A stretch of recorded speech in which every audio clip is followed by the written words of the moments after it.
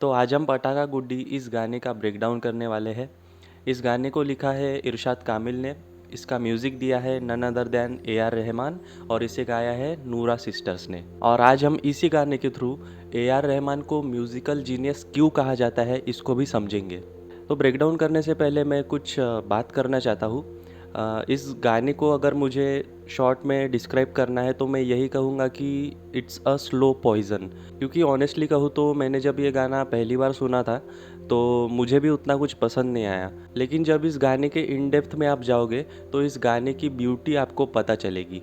तो जब मैंने गाना सुना था तो शायद उस टाइम पे मेरा म्यूज़िक टेस्ट उतना इवॉल्व नहीं हुआ था, लेकिन इस गाने को बार बार सुन सुन के इस गाने की और भी नई नई चीज़ें मुझे पता चली। तो आज हम इसको डिस्कस करेंगे। तो मैं इरशाद कामिल का एक इंटरव्यू देख रहा था, उसमें वो बताते हैं कि ए आर रहमान का कंपोजिशन का प्रोसेस क्या होता है। तो उन्होंने कहा कि उनका एक बहुत ही डिफरेंट अप्रोच होता है गाने को कंपोज करने का। वो कहते हैं कि वो कोई पर्टिकुलर सॉन्ग नहीं बनाते, वो म्यूज़िकल पीस बनाते हैं और उस म्यूज़िकल पीस को एक्सप्लोर करते करते काफ़ी सारे गाने ईजाद होते हैं उसमें से। इसलिए कभी भी हम उनके गाने सुनेंगे तो उनके गाने कोई सेट पैटर्न की तरह नहीं होते हैं, बल्कि वो फ्लो करते हैं एक रिवर की तरह। जैसे हम कोई भी नॉर्मल गाना सुनेंगे तो उसमें एक इंट्रो होता है, फिर एक मुखड़ा होता है, फिर 2-3 अंतरे होते हैं, फिर मुखड़ा होके गाना ख़त्म होता है। लेकिन ए आर रहमान के केस में जो सॉन्ग्स है वो फ्लो होते हैं, मतलब बहुत ही अनप्रिडिक्टेबल जगहें होती है उन गानों में जो हमें सरप्राइज़ कर जाती है। और इसीलिए उनका म्यूज़िक इतना यूनिक होता है कि हमें पता ही नहीं कि आगे क्या आने वाला है, और जब वो आता है तो हमें सरप्राइजिंग लगता है। तो इसी तरह से पटाखा गुड्डी ये गाना माही वे गाने से इजाद हुआ है, माही वे गाने से डिराइव हुआ है, जो कि उसी मूवी का गाना है, sung by A R Rahman. और उसकी अगर हम बीट्स भी देखें तो बीट्स भी एकदम सेम टू सेम है। तो कहते हैं कि माही वे गाने को एक्सप्लोर करते करते उन्होंने पटाखा गुड्डी गाने को भी डिराइव किया उस गाने से। तो ये जो गाना है it's a Punjabi folk song, और उन्होंने सिंगर्स भी कुछ उसी प्रकार से लिए हैं जिनकी वॉइस काफ़ी रॉ है, काफ़ी मिट्टी से जुड़ी हुई है। नूरा सिस्टर्स, उन्होंने बहुत ही अच्छी तरीके से इस गाने को निभाया है। अगर आप पंजाबी फोक सॉन्ग्स को सुनोगे तो उनमें जो आवाज़ होती है वो काफ़ी स्ट्रॉन्ग होती है, काफ़ी अपीलिंग होती है। तो अभी मैं इस गाने की स्केल के बारे में बात करूँगा। तो ये गाना बेस्ड है माइनर स्केल पे। तो इस गाने में ए आर रहमान ने बहुत ही अच्छी तरीके से मेजर स्केल और माइनर स्केल के साथ खेला है। ये गाना माइनर स्केल के साथ स्टार्ट होता है और फिर it transitions to major scale. और जब भी मेजर स्केल आता है एक बहुत ही अच्छी फीलिंग आती है गाने में, एक बहुत ही सोलफुल फील ऐड होता है। मेजर स्केल और माइनर स्केल, इस पे मैंने ऑलरेडी एक वीडियो बना के रखा है, आप वो देख सकते हैं। अगर मैं शॉर्ट में एक्सप्लेन करूँ तो मेजर स्केल जो है वो सुनने के बाद एक हैप्पी फीलिंग देता है, और माइनर स्केल सुनने के बाद हमें थोड़ी सी सैड फीलिंग देता है। तो ये जो ए आर रहमान मेजर और माइनर के साथ खेलते हैं ये हमें उनके बहुत सारे गानों में दिखता है, और I think that's what makes him genius. और मुझे लगता है कि यही चीज़ है जो ए आर रहमान को बहुत ही डिफरेंट बनाती है, बहुत ही यूनिक बनाती है, क्योंकि वो मेजर और माइनर को बहुत ही ब्यूटीफुली गाने में यूज़ करते हैं। तो अगर आपको ये समझ नहीं आया होगा तो डोंट वरी, मैं आगे इसको और एक्सप्लेन करूँगा। तो एनीवेज हम चलते हैं इस गाने की तरफ। इस गाने में बहुत ही कम इंस्ट्रूमेंट्स यूज़ किए गए हैं, कुछ 6 या 7 इंस्ट्रूमेंट्स हो गए। और यही खासियत है ए आर रहमान की कि वो कम इंस्ट्रूमेंट्स में, मिनिमल इंस्ट्रूमेंट्स में एक बहुत ही अच्छा फील देते हैं गाने को। जैसे हम कहते हैं ना कि लेस इज़ मोर, जितनी कम चीज़ें होगी उतना ही अच्छा आउटपुट होगा। तो अभी इसका म्यूज़िक हम ब्रेक डाउन करेंगे। तो इस गाने का जो स्टार्ट है वो बहुत ही सिंपल बीट्स के साथ स्टार्ट होता है, जो कि माहीवे इस गाने की बीट है, और उसी के साथ एक डिजिटल साउंड हमें सुनने को मिलती है। और उसी के साथ साथ इसमें एक साउंड है जो राइट टू लेफ़्ट हमें जाते हुए सुनने को मिलती है। और ये साउंड सुनने के बाद ऐसा लगता है कि जैसे कोई ट्रक जा रहा हो राइट टू लेफ़्ट हमारे सामने से। और उसके बाद हमें शहनाई सुनने को मिलती है। जो शहनाई है वो बीच बीच में एक बहुत ही छोटे छोटे पार्ट्स में आती है और अपना काम करके चले जाती है। फिर स्टार्ट होती है हमारी बेस लाइन, जो कि इस गाने को एक अच्छा ग्रूव देती है। तो अभी यहाँ पे एक ट्रेडिशनल इंस्ट्रूमेंट हमें सुनाई देता है, और सिर्फ वो उसी पार्ट में आता है और फिर उसके बाद वो आता ही नहीं है। और मेरे ख्याल से वो साउंड सुन के मुझे ऐसा लग रहा है कि वो रबाब करके एक इंस्ट्रूमेंट आता है, वो है, उसका साउंड कुछ इस प्रकार होता है।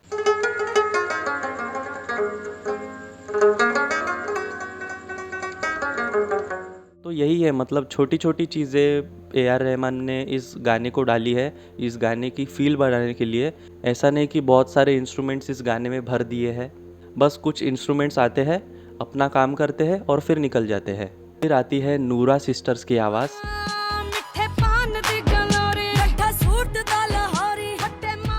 बहुत ही तगड़े तरीके से इस गाने को गाया है दोनों ने। और फिर इस गाने की बीट्स भी स्टार्ट होती है,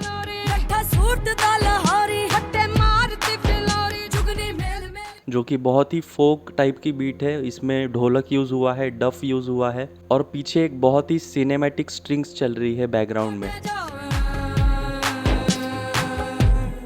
तो अभी तक के ये जो सॉन्ग है वो माइनर स्केल पे चल रहा था, और देन जब ये लाइन आती है, मौला तेरा माली ओ हरियाली जंगल वाली, तो ये गाना ट्रांजिशन होता है एक मेजर स्केल में।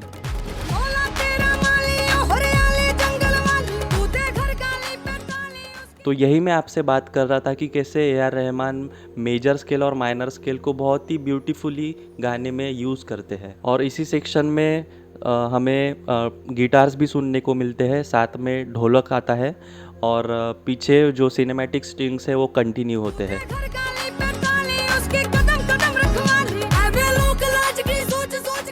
और अभी ये पार्ट सुनिए, इसमें गिटार कितना खूबसूरती से प्ले किया गया है।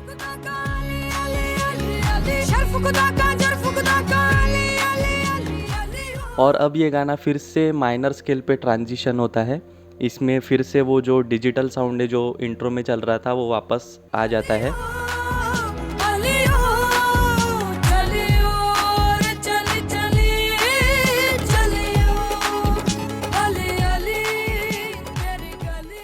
अभी इसके आगे बहुत ही इंटरेस्टिंग चीज़ आने वाली है। तो अभी ये जो सेक्शन है, this is one of my favourite part of this song.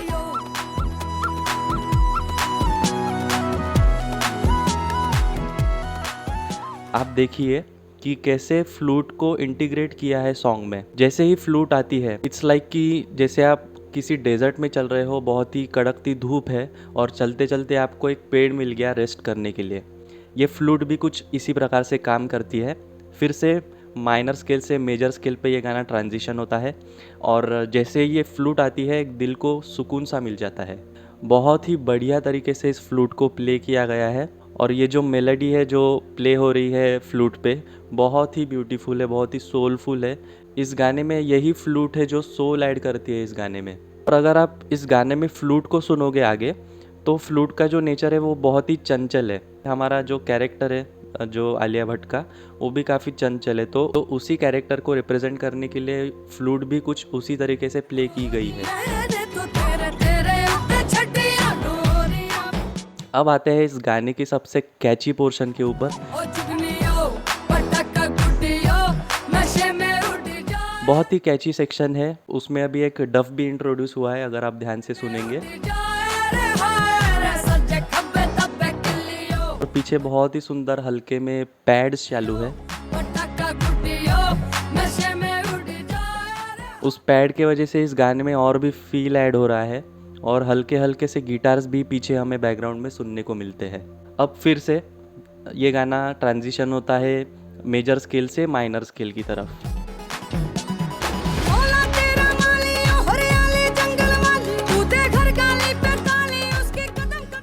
और वापस से वो डिजिटल साउंड जो इंट्रो में सुनने को मिलता है हमें, वो वापस से स्टार्ट हो जाता है। और यहाँ पर भी कुछ ऐसे परकशन टाइप इंस्ट्रूमेंट बज रहा है, शायद वो जैसे कुछ डमरू बज रहा हो बैकग्राउंड में।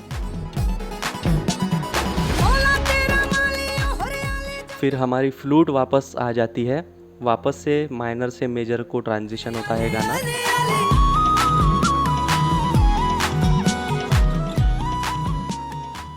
और वही सोलफुल फील वापस से स्टार्ट हो जाती है। अब यहाँ पे एक और कैची पोर्शन,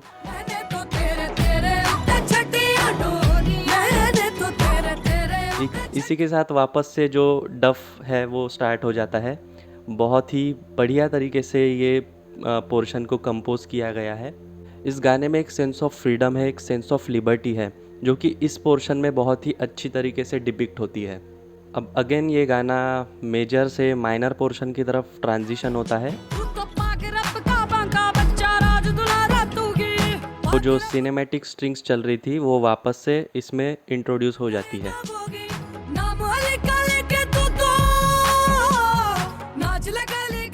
अब यहाँ पे सुनिए ए आर रहमान ने क्या किया है।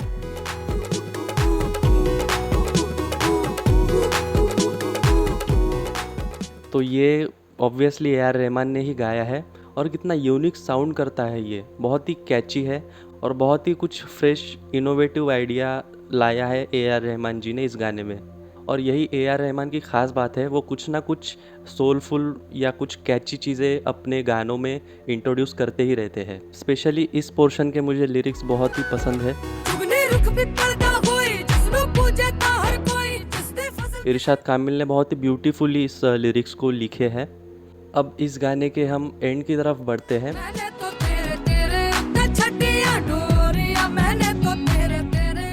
तो ये पोर्शन अभी वापस आ चुका है, लेकिन अभी इस पोर्शन में पीछे देखना एक बहुत ही सुंदर, बहुत ही सोलफुल वार्म पैड्स चालू है।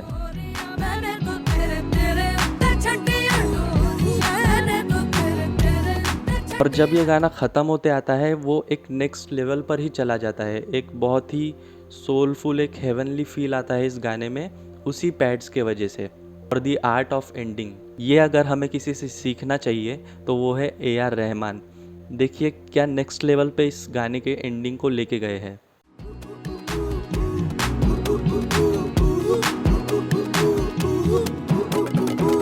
जनरली क्या होता है ना कि जब भी कोई गाना ख़त्म होता है तो जितने भी इंस्ट्रूमेंट्स यूज़ हुए हैं गाने में वो क्लाइमैक्स में या एंड में वो एक साथ आ जाते हैं, लेकिन इसमें वैसा नहीं किया गया है। इस एंड को बहुत ही सोलफुल, सूदिंग एंड किया गया है।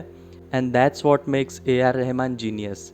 जो भी इंस्ट्रूमेंट्स है, जो भी साउंड्स है, वो बहुत ही अच्छी तरीके से अपनी अपनी परफेक्ट प्लेस पे उसको यूज़ किया गया है। और ए आर रहमान इतने बड़े म्यूजिशियन हैं, वो चाहे तो कोई भी इंस्ट्रूमेंट ला सकते हैं, किसी को भी बुला सकते हैं इंस्ट्रूमेंट्स प्ले करने को। डिफरेंट इंस्ट्रूमेंट्स का एक्सेस उनके पास बहुत इजीली अवेलेबल होता है। बट वही है कि इसका मतलब ये नहीं है कि अगर आपके पास कुछ चीज़ें हैं तो उसको फुल्ली इस्तेमाल करो। जितना ज़रूरी है, जितना नेसेसिटी है गाने की, उतने ही प्रोपोर्शन में उन इंस्ट्रूमेंट्स को यूज़ किया गया है गाने में। अभी नोटिस करिए, ये गाना स्टार्ट होता है माइनर की पे, माइनर स्केल पे, और ये गाना एंड होता है एक मेजर पोर्शन पे। और जब एंड होता है तो एकदम बहुत ही सूदिंग फील आती है इस गाने में। तो फाइनली ये था मेरा इस गाने का ब्रेकडाउन। अगर आपको ये वीडियो पसंद आया या कुछ वैल्यू मिला मेरे इस वीडियो से, तो प्लीज़ मेरे चैनल को सब्सक्राइब करिए। इससे मुझे काफ़ी हेल्प मिलेगी, काफ़ी मोटिवेशन मिलेगी। और इस वीडियो को लाइक करिए और कमेंट सेक्शन में बताइए कि और कौन कौन से गाने में ब्रेकडाउन कर सकता हूँ। So this was the brilliance of A R Rahman. You are watching musical Aadi. See you in the next video.